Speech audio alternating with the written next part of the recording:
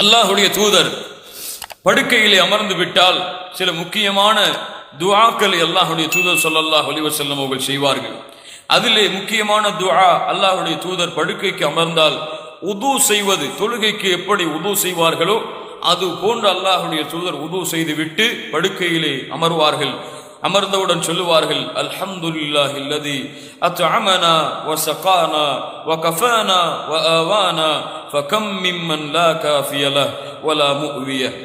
யா அல்லாஹ், இன்று எனக்கு உணவை கொடுத்தாயே அல்ஹம்துலில்லாஹ், எனக்கு நீ பானத்தை அளித்தாயே அல்ஹம்துலில்லாஹ், எனக்கு பாதுகாப்பை, எனக்கு தங்கக்கூடிய இடத்தை கொடுத்தாயே அல்ஹம்துலில்லாஹ். உலகத்திலே எத்தனையோ மக்கள் உணவில்லாமல், பாதுகாப்பு அளிக்கக்கூடிய இடமில்லாமல் வாழும் பொழுது எனக்கு நீ இதை கொடுத்தாயே என்று அல்லாஹுடைய தூதர் ஸல்லல்லாஹு அலைஹி வஸல்லம் அல்லாஹ்வை புகழ்வார்கள். என்ன துஆ பாருங்கள். யா அல்லாஹ், இந்த துஆவெல்லாம் நமக்கு பொருள் உணைந்து தெரிந்து இரவில் தூங்கும் பொழுது நாம் இதை ஓதி தூங்கினோம் என்றால் அல்லாஹுடைய நினைவில்லாமல் தூங்குவோமா அல்லது அல்லாஹுடைய நினைவில்லாமல் எழுந்திருப்போமா? யோசித்து பாருங்கள். அல்லாஹுடைய தூதர் ஸல்லல்லாஹு அலைஹி வஸல்லம் அவர்கள் படுக்கையில் உட்கார்ந்து இன்னும் பல துஆக்களை செய்வார்கள்.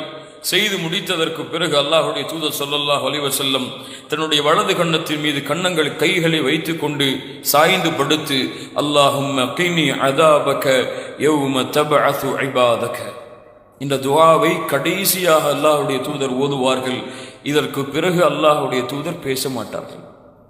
என்ன துஆ என்றால், அல்லாஹும்ம கினி அதாபக், யா அல்லாஹ், ஒரு நபி கேட்கிறார்கள், ஒரு ரசூல் கேட்கிறார்கள், ஒரு ஹபீப் கேட்கிறார்கள், அல்லாஹுடைய நேசர் கேட்கிறார்கள், யா அல்லாஹ், உன்னுடைய தண்டனையை விட்டு என்னை பாதுகாத்து விடு, நல்ல மனிதர்களோடு என்னை கொண்டு போய் சேர்த்து விடு.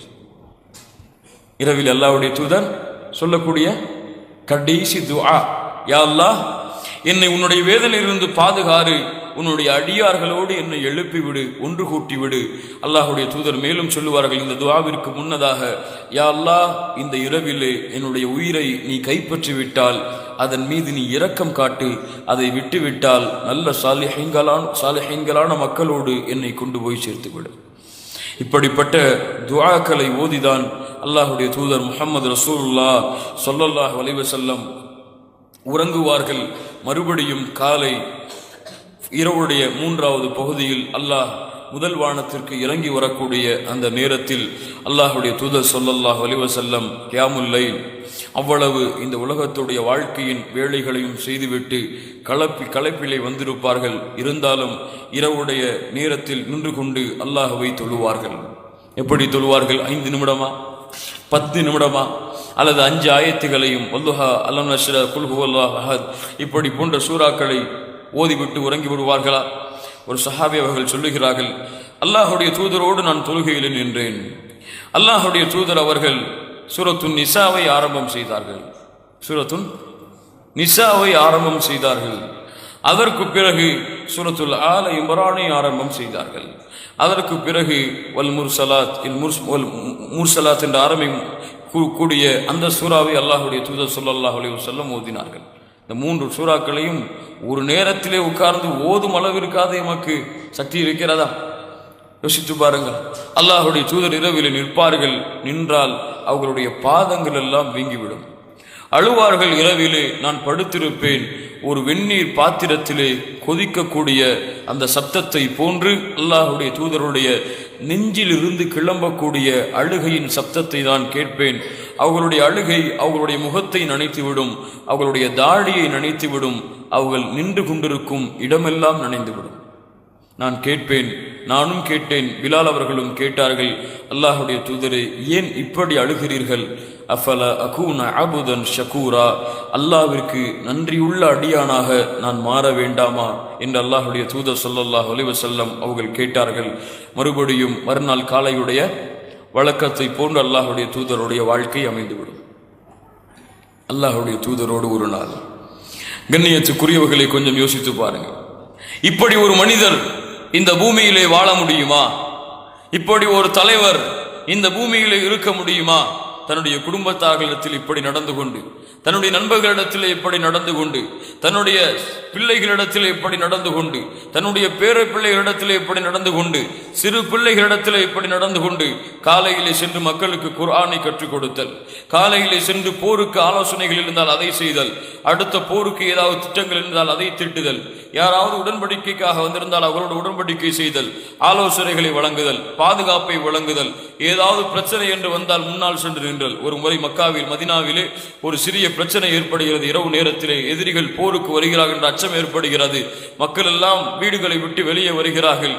வெளியே வந்து நிற்கிறார்கள். மதினாவுடைய வாசலில் யாரோ அங்கிருந்து வேகமான குதிரைகளை குதிரையை ஓட்டி கொண்டு வருகிறார்கள். வருபவர்கள் யார் என்று பார்த்தால் அல்லாஹுடைய தூதர் முஹம்மது ரசூலுல்லாஹ் ஸல்லல்லாஹு அலைஹி வஸல்லம். தோழர்களே, எந்த பிரச்சனையும் இல்லை, வந்தது பொய்யான செய்தி என்று சொன்னார்கள். யார் சொல்லுகிறார்கள்?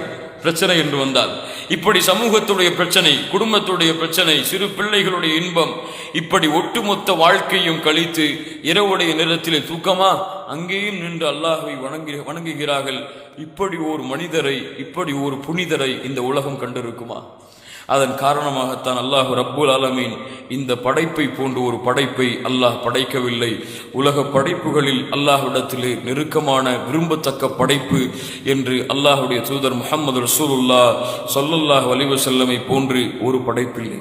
கண்ணியத்துக்குரியவர்களே, இவ்வளவு அழகான, இவ்வளவு அருமையான, இவ்வளவு அன்போடும் பாசத்தோடும் இந்த பூமியிலே உலகத்தின் மக்களுடைய உள்ளங்களை எல்லாம் வென்ற ஒரு தலைவரை அல்லாஹ் ரப்புல் ஆலமீன் எமக்கு நபியாக அல்லாஹ் அனுப்பி அந்த நபியுடைய சமூகத்தில் எமக்கும் அல்லாஹ் ரப்புல் ஆலமீன் வாழ்வதற்கு அருள் செய்திருக்கின்றானே, அல்லாஹ்விற்கு நன்றி செலுத்துங்கள். இந்த தூதரை அஷ்ஹது அன்ன முஹம்மது ரசூலுல்லாஹ் என்று சாட்சி கொடுப்பது மட்டும் எமக்கு கடமை அல்ல. அந்த தூதருடைய முழு வாழ்க்கையும் எம்முடைய வாழ்க்கையாக்கி என் பிள்ளைகளுக்கும், என்னுடைய மனைவிமார்களுக்கும், என்னுடைய ஊருக்கும், என்னுடைய நாட்டிற்கும் இந்த அல்லாஹுடைய தூதருடைய வழிமுறைகளை எடுத்து சொல்லி செயல்படுத்த வைப்பதுதான் முஹம்மது ரசூல் ஸல்லல்லாஹு அலைஹி வஸல்லம் அவர்களை பின்பற்றக்கூடிய ஒவ்வொரு மூமினுக்கும் கடமை என்பதை எனக்கும் உங்களுக்கும் அறிவுரையாக்கிக் கொள்கின்றேன். அல்லாஹுடைய தூதர் ஸல்லல்லாஹு அலைஹி வஸல்லம் சொன்னார்கள், பல்லிகு அன்னி வலவ் ஆயா, என்னிடத்திலிருந்து ஒரு செய்தியை நீங்கள் கேட்டாலும் எடுத்து வையுங்கள். தோழர்களே, மறுமையில் சில நபிமார்கள் ஒரு மனிதரோடு வருவார்கள், சில நபிமார்கள் தனியாக வருவார்கள். அந்த நேரத்திலே எண்ணிக்கையில் அதிகமாக நீங்கள் என்னை சந்திக்காமல் என்னை நீங்கள் கேவலப்படுத்தி விடாதீர்கள். நான் என்னுடைய சகோதரர்களை பார்ப்பதிலே ஆர்வம் கொண்டிருக்கின்றேன் என்று அல்லாஹுடைய தூதர் சொன்னார்கள். அல்லாஹுடைய தூதரே, நாங்கள் உங்களுடைய சகோதரர்கள் அல்லையா? சஹாபாக்களை பார்த்து அல்லாஹுடைய தூதர் சொன்னார்கள், நீங்கள் என்னுடைய தோழர்கள், என்னை பார்க்காமல் என்னை ஏற்றுக்கொண்டு வருவார்களே அவர்கள்தான் என்னுடைய சகோதரர்கள். அவர்களை நான் எப்படி அடையாளம் கொண்டு அல்லாஹுடைய தூதரிடத்திலே கேட்டார்கள், எப்படி உங்களுக்கு பின்னால் வருபவர்களை அடையாளம் கண்டுகொள்வீர்கள்?